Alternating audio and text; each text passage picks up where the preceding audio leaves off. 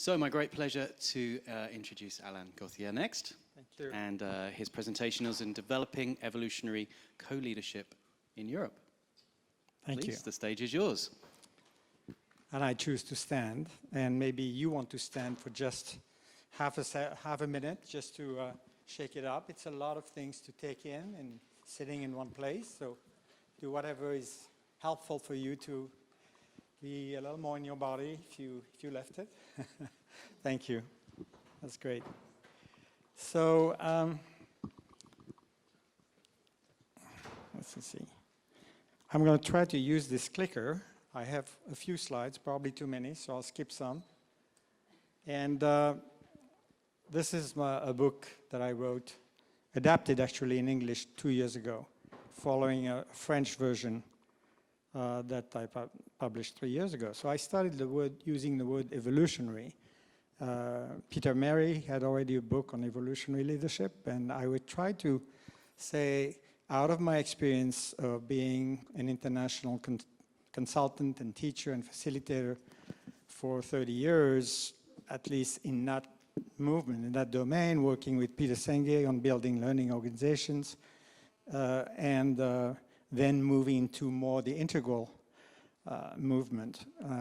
I reflected on what I had learned from helping organizations build partnerships, both within and across other organizations, like in healthcare in the 90s, for instance, and more recent work with UNICEF in Africa, where people were trying to partner across sectors, civil society, public sector, and private sector, around the issue of nutrition, which is by definition a multi-sector issue. So what I would like to share with you is some questions and some reflections and see if it has an echo in you. So the 4 questions I'd like to address is that why are next stages of leadership urgently needed? The second one is why evolutionary co-leadership particularly, and which integral practices enable its embodiment, and finally, how to scale it up if it's already existent, under possibly some different names. So I like to go back to this curve that Itzhak uses, showing that indeed we are going through a metamorphosis at this time. And Laszlo also commented on that. I don't have the clicker working, but you can see the laser working, but you can see that we are basically at, and this is going to be a little more explicit, we've gone through a wave of 150 years, 200 years of entrepreneurship, then management when things got more complex, then financial dominance in the last 30 years or so, and we are moving into this chaotic zone, where we are asked to reinvent ourselves, not just organizations, but society. And is it possible that to avoid what is already on the horizon, the oligarchy, the government of the few, and plutocracy, with the reign of money, and then bureaucracy, and possibly disintegration, are there some new forms of leadership that are already emerging on the green curve? So another way to look at it and say, how do we move from this dominant system, command and control, to more collaborative dynamics, knowing that it is not just a question of adapting to a complex and fast-changing economy, but also to the desires and motivations of younger people, particularly millennials. They don't want to work, as you well know, in these kinds of structures on the left. So for me, evolutionary, and I'll start with that, is, and you may ask yourself, am I an evolutionary at this stage in my life? And the way Carter Phipps, for instance, defined it in his book that I really recommend, called Evolutionaries in 2012, said an evolutionary is a transdisciplinary generalist. He's capable of discerning the deep patterns and integrating what has been separated in reflection as well as in action. So that's a tall order, right? But I learned systems thinking mostly with Peter Senge and some other people, and that's really pushing it in that direction. He looks at reality, or she looks at reality with a sense of a long, deep time. Teilhard de Chardin was the one to use that word, deep time, having a sense of, because he was, of course, of his discipline, prompted to look at long-term evolution. He or she shows a profound faith in the future and trusts life process. I submit that we cannot go into new forms of leadership unless there is a very deep trust that life is indeed presents us with the circumstances that we need and actually will help us along the way. And finally, he or she experiences himself or herself both as a co-creator and co-responsible for evolution. And when I start working with organizations, and I'd say a few words toward the end about working with benefit corporations in the States, which are interesting new animals on the horizon, that there is that sense of, yes, being a co-creator, but also be co-responsible for evolution. I'm not just doing it for my sake or the sake of my company. I'm also trying to nudge evolution along in whatever I can do. So from an evolutionary perspective, we are definitely moving, and by the way, I'll be happy to share with you these slides, anyone who wants them, from a separation domination paradigm to a partnership paradigm. And I was very much influenced by Ryan Eisler's book on the power of partnership. Interesting, a woman, not a man, wrote about that. That, you know, moving in the four quadrants from an instinctive comparison with the other. Am I superior? Is she superior? You know, a better education, better looks, whatever. Ranking ourselves all the time against the others. That's a competitive mindset, which leads in terms of behavior to a high degree of fear, violence, submission, structures that are authoritarian or manipulative in order to handle that, and pyramidal hierarchy control. You all know all these things well. And not forgetting the cultural aspect, the myths and stories that legitimize all that. As you were saying, you know, we've been brought up with that, and oh, this is the way it works. You can make fast decisions this way, etc. So, to a partnership paradigm where basically we consider each other of intrinsic equal value. We're not equals, but we have equal value. We are equivalent to each other. That's a very big shift in terms of the way I look at people around me all the time. And therefore, that can move into mutual trust, low degree of fear and submission, flat structures, governance and guidance of the wise, self-regulation that we hear a lot about here, and myth and stories that are honoring partnership, presenting it as normal. And we're just emerging into that, There are not that many stories. That was interesting from that viewpoint, what the panel had to say about that. We need to know more. So, then leadership. You know, there is this idea that traditionally a leader is leading, which means dragging people along, or, and in French there is no other words than meneur, which means exactly that, so to be in front. But when you look at it from the Indo-European route, as Otto Scharmer invited us to do, and others, that lead means going forward, crossing a threshold, and even dying.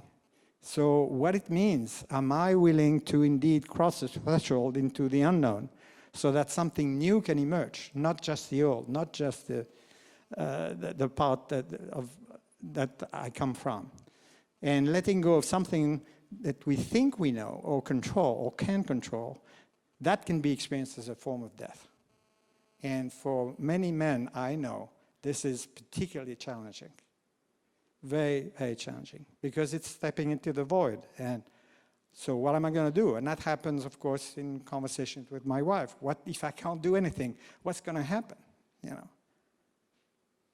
know. So what if practicing co-leadership in the way I define it, I took the root of many words like cooperative, collaborative, communal. They all have this co in common. And that's where this co came from. To invite others as co-leaders to cross a threshold together, not just do it as the lonely hero's journey, all by myself, right? venture together into the unknown, the non-familiar, letting go of what we think we know. Trying to sense together what is trying to emerge, and probably several sensitivities will do better than just one. And open up a space where both individual creativity and collective wisdom can emerge, can be combined as coming both also as coming from the field. So you may have seen that little cartoon. You know, this is just one way of thinking. It's trying to solve my own little labyrinth all by myself, you know, to have a huddle and say, well, what do you see that I don't see, etc. And then finally, one person may be able to take that step, but he or she is not the leader because he's on top.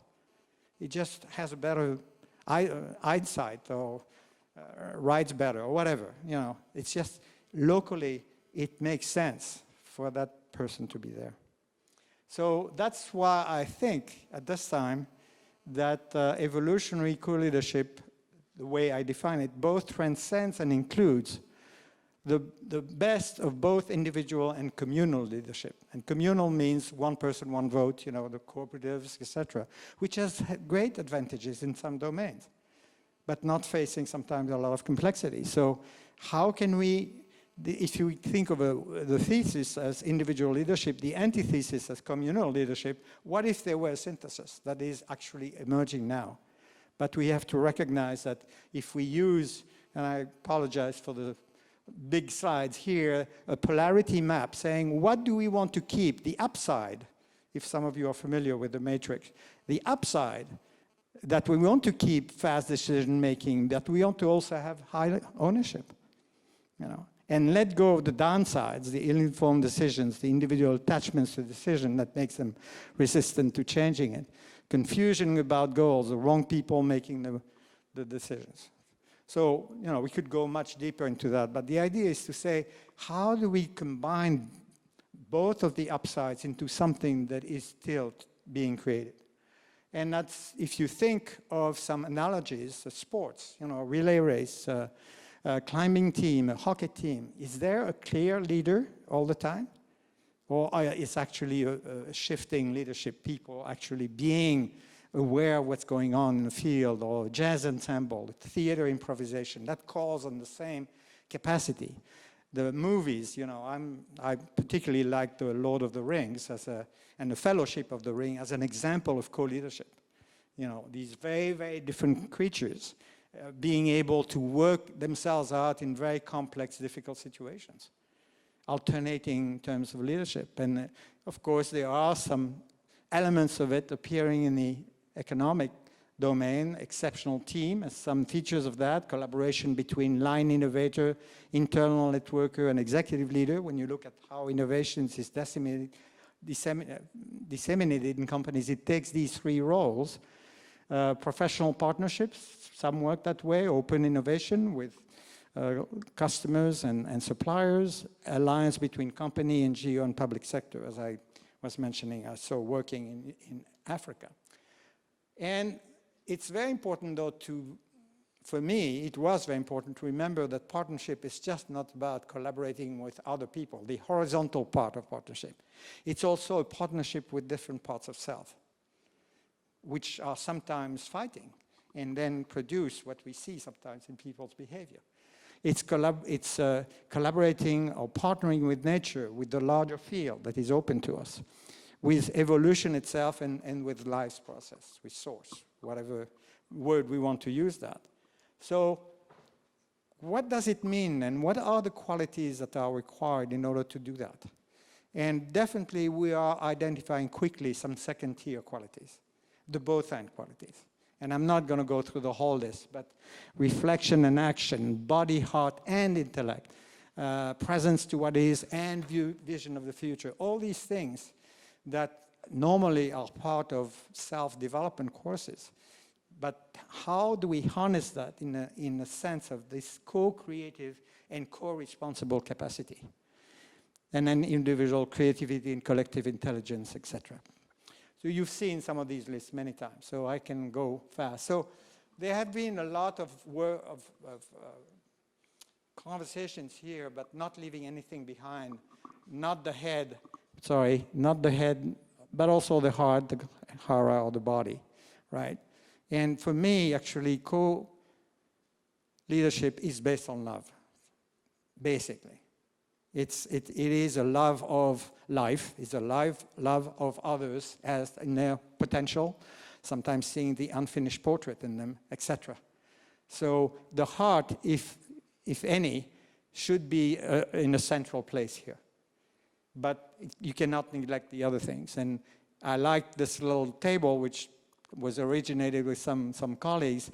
It's not just the I, but the you and I and all of life. We can't forget any of these dimensions. 5 minutes? Thank you.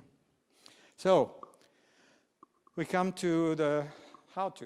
It says, okay, oh wow, this is a tall order, you know, so many qualities and so much to develop, etc., which many of us, of course, are on the journey, and some of the leaders, hopefully, that we are working with have that too.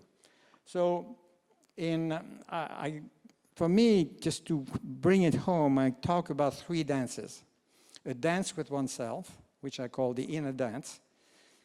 You know, some of you may have heard of the dialogue of voices within. Genpo Roshi initiated that, but some others have picked it up. You know, the external dance with people that are close to me and with whom I can interact on a real, at all levels, including the whole of myself and the whole of themselves. So therefore, interpersonal and systemic practices. But also an evolutionary dance. How do I fit as a leader and with my organization into the larger dance that is trying to happen? And what the panel was talking about a bit earlier. So I'm not going to list them all here, but if we leave one of the quadrants out, we're not doing our job, right? That's really what integral means. So again, not reading all of them, but feeling interconnected, the sense of inner dialogue, the staying humble, open, the tuning one's instrument all the time, the deep breathing, the tough love, the willingness to improvise and experiment. All of this is part of that. And then co-hosting sacred space, practicing impersonality, co-creating through generative dialogue, peer co-development. You know, we could put many more things here. I'm just giving some illustrations. And on the objective, observable side, the high-performance team and some of the way it works, the behavioral agreements, the holacracy, sociocracy, some of the elements there are very, very helpful. Collective view process, bring the whole system, including the suppliers and customers, etc., in the room, World Cafe open space. We can add many more. The key thing is actually to be able to work on all of these at the same time and not by oneself. Yes? And that's where it is so important to do that with others. And I'm just going to say a word about scaling up. My sense of my experience is that we want to work with the people that are already innovators or that experience that constructive dissatisfaction with what it is. And that's what I'm going to do with some of the B Corp leaders, benefit corporation leaders in California, where I'm trying to launch a project to not try to reach all the B Corps, but the ones that are going beyond the statute of, you know, reporting equally to all stakeholders, but have the spirit in it. They want to be examples in their community for how organizations can be. And so we might ask ourselves, so what are some possible next steps for us? What do we want to do to both encourage this, do this, etc.? And if you want to see no more, there is, apart from my book, there's an article, the Integral Leadership Review in August, and I'm, of course, happy to discuss it with you, and we'll have some questions, maybe, at the end. Thank you.